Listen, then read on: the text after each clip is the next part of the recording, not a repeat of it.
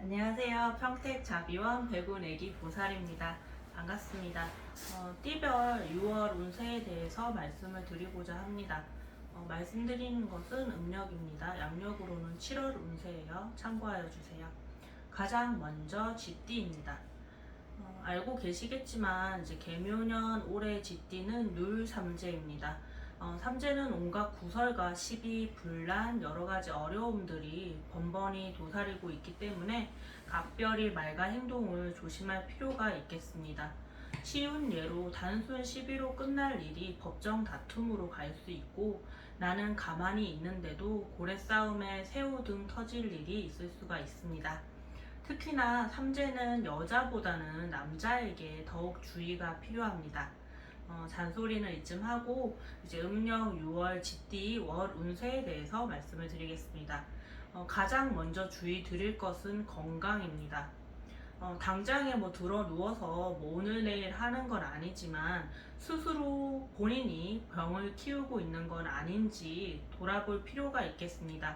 머리와 목, 어깨에 통증이 조금이라도 있다면 참지 말고 일단 병원부터 가세요. 당장 시간 내기가 힘들고 금전이 아깝다고 해서 미루지는 마세요. 3,000원으로 해결될 일이 300만 원으로 돈이 더 깨질 수가 있습니다. 부지런하고 성실한 쥐띠에게 몸은 큰 재산입니다. 정성껏 관리하고 소중히 해야 재물도 모이겠습니다. 창업이나 이직은 좀 넣어두시고 재고해 보시는 게 좋겠습니다. 좋은 기회인 듯 보이지만 알맹이는 그닥 없어요. 지금 하고 있는 일에 집중을 하는 것이 좋습니다. 개묘년 쥐띠는 총운에서는 분명히 대운임이 분명하지만 쉽게 이루어지지는 않습니다. 궁뎅이가 일단은 무거울수록 도움이 되겠습니다. 가정사는 자손으로 인해서 소소한 기쁨을 얻지만 그 외에 부부관계는 그닥 좋지 않습니다. 자손으로 인한 기쁨 역시 지나친 집착과 관심은 오히려 자손과의 사이를 멀어지게 할 수 있어서 적당한 거리가 필요해 보입니다. 본인은 인정하지 않을 수도 있고 내색하지 않지만 뼛속 깊이 유교거리고 유교 고의입니다. 보수적이라는 내용이에요. 하지만 굳이 그 사실을 표현할 필요는 없습니다. 너무 깊은 내면을 가까운 사람, 특히 부부 또는 연인 사이에 표현하는 건 오히려 관계를 악화시킬 수 있습니다. 속 얘기 다 해봐야 본인만 피곤해진다는 내용입니다. 적당히 묻고 적당히 묻혀가는 것도 때로는 필요합니다. 일이든 가정사이든 불평, 불만은 일단은 좀 넣어 놓으세요. 잘잘못을 따지고 들면 상대방의 가실이 더 큰다 해도 나 역시 1%의 가실도 없이 완전 무결하게 결백하다 할 수 없기 때문에 결국에는 파국입니다.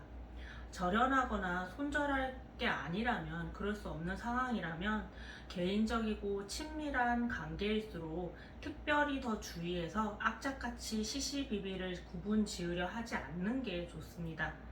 재물운은 좋고 나쁘다 할 게 특히 없습니다. 다만 이제 통장에 잔고가 쌓이지 않는다고 해도 낙담할 것은 없습니다. 마이너스가 안 나고 대출 안 받으면 다행입니다. 집안을 잘 다스리는 것과 더불어 인간관계가 굉장히 중요한 시기입니다. 사적이든 업무적이든 사람을 대하는 부분에서 계산기를 두드려서는 안 됩니다. 모를 것 같죠? 불행히도 내가 계산기 두드리고 손해를 따지고 잔머리를 굴리면 상대도 압니다. 지나치게 선을 긋지 마세요. 철저하고 손해보지 않는 것도 물론 중요하지만 정말 중요한 건 당장의 눈앞의 이익이 아닙니다. 이해득실만 따져서 미리 관계를 정리해버리면 발전을 할 수가 없습니다. 서로의 마음이 통해야 재물도 쏟아집니다. 상대의 가치를 겉모양으로 또는 현재의 모습만으로 평가하고 판단하지 마세요. 정말 어리석은 짓이 될 수 있습니다. 이상 평택 자비원 배군 애기 보살이었습니다. 성불합장 하세요. 감사합니다.